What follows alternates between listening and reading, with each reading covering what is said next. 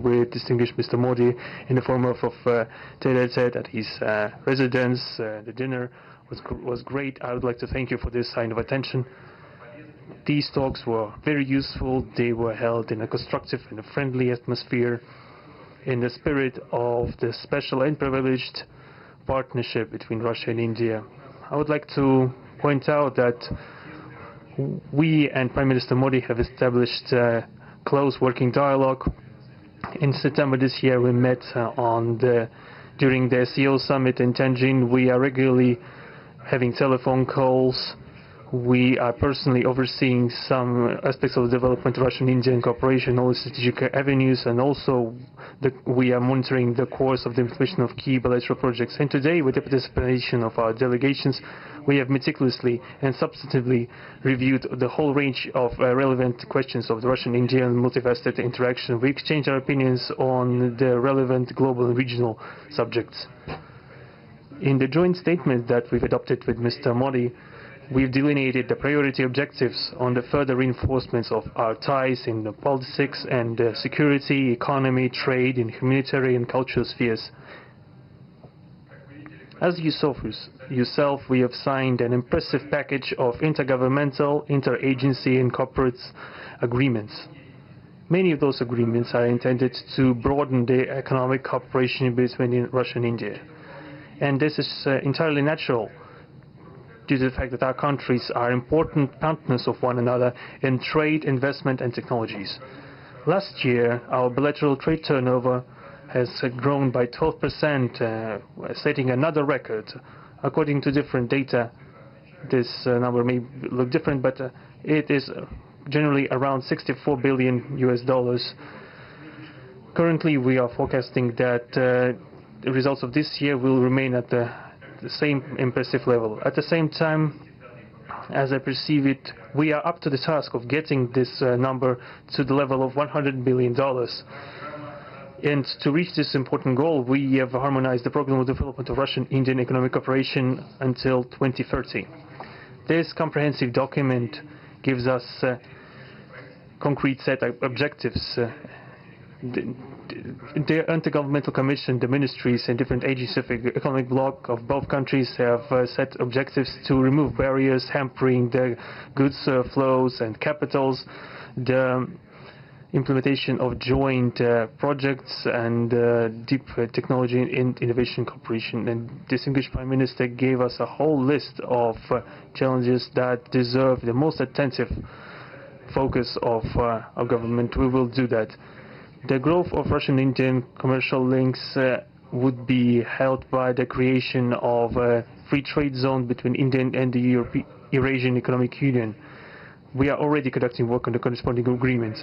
I would like to note with satisfaction that our countries are gradually moving to the use of national currencies in mutual settlements. The share of these national currencies is already 96% in commercial deals.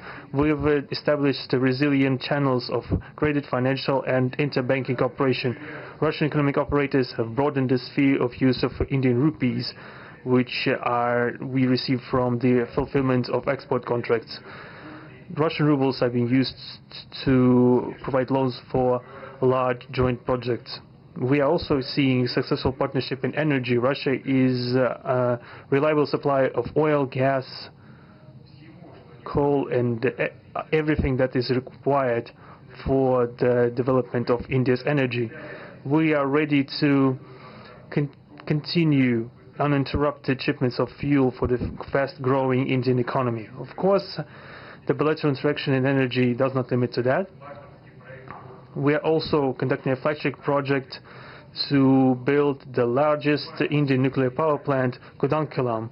2 out of 6 reactor units have been already connected to the energy network, and 4 are still under construction. Getting this nuclear power plant to full power output will give an impressive contribution to the energy requirements of India. It will help supply Indian enterprises and houses with cheap and clean energy. We presume that we could talk about the construction of small modular reactors and floating nuclear power plants, and also non-energy application of nuclear technologies, for example, in medicine or agriculture. We are working with our Indian partners to build new, effective international transport logistic routes, including the projects to create an international north-south transport corridor from Russia and Belarus to the Indian Ocean coast. There are large opportunities for bilateral trade due to the broadening of the trans-Arctic transport corridor infrastructure, including its main artery, the Northern Sea Route. There are many other sectors of the economy where Russia and India have garnered positive experience. We are conducting joint initiatives in industry, machine manufacturing, digital technologies, space exploration, and other science-intensive avenues. For example, in accordance with the commercial agreement signed during the visit, there will be a large Russian-Indian pharmaceutical factory built in the Kaluga region in Russia. We will be starting the production of high-quality anti-tumor medicinal drugs using the advanced Indian technology. In their turn, the Russian enterprises will be establishing the production of industrial products in the framework of the Make in India program, which is a hallmark project of distinguished Prime Minister Modi. The prospects of the reinforcement of the interaction of Russian-Indian entrepreneurs and business circles are discussed in detail during the ongoing Business Forum in New Delhi. We are going to take part in the plenary session of this event today together with Mr. Modi. The humanitarian cooperation between Russia and India is also of a multifaceted character. Our peoples throughout centuries have been sincerely interested in the traditions, history, and spiritual values of each other. Scientific and educational contacts, exchanges from among the youth and public are also actively developing. The regular alternating festivals of Russian Indian cinema are always popular. From year to year, we see the increase in tourist flows. Today, the Russian TV channel RT is starting its broadcast in India. The new channel will undoubtedly help the Indian audience to better know Russia and Russians, and also to receive an objective information regarding what is going on in our country today. While discussing the key global and regional problems, we have confirmed the consonance between the positions of our countries. Russia and India are conducting independent and self-sufficient foreign policy together with the like-minded countries in BRICS and SCO, and from among other countries of the global majority. We are promoting the processes of forming of a more just and democratic multipolar world order. We are defending the main principles of the international law enshrined in the Charter of the UN. Among them, the right of any country for its own way of development and the preservation of their cultural civilizational identity, respect for sovereignty, careful balance of interests of all participants of the world community.